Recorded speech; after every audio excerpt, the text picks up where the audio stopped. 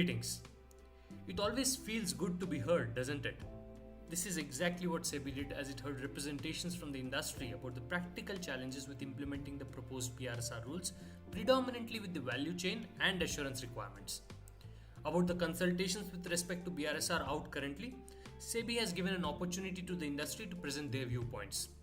It is such open-minded approaches that will season regulations to the benefit of all stakeholders. To begin with, SEBI's notification from July 2023 laid out an aggressive stance on BRSR compliance vis-a-vis similar regulations that emerged around the same time in other geographies. As an example, the CSRD regulation in the EU requires companies to go for a relatively less intensive limited assurance. The US SEC in its climate disclosure rules had announced limited assurance expectations from companies starting 2029.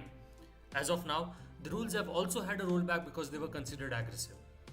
Now compare that with India's regulations wanting companies to conduct reasonable assurance of their disclosures starting from FY 23-24 itself.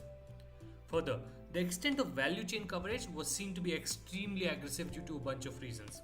Limited assurance on how the 75% value chain coverage can be achieved across different industries spanning production and services, extremely low level of readiness in the supplier community that mostly constitutes MSMEs, and expectations of limited assurance of supply chain data points.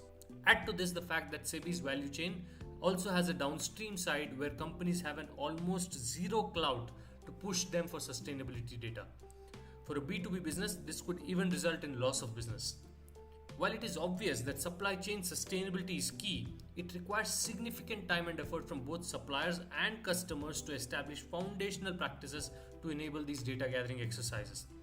While it is obvious that we need to do all we can to build absolute faith in the reported data, the community of reasonable assurance in India for sustainability reports hasn't matured yet. The consultation paper released by SEBI has lent an ear to these practicalities and hope the right balance is struck at the end of this exercise. Signing off this SusRas Byte, see you in the next one.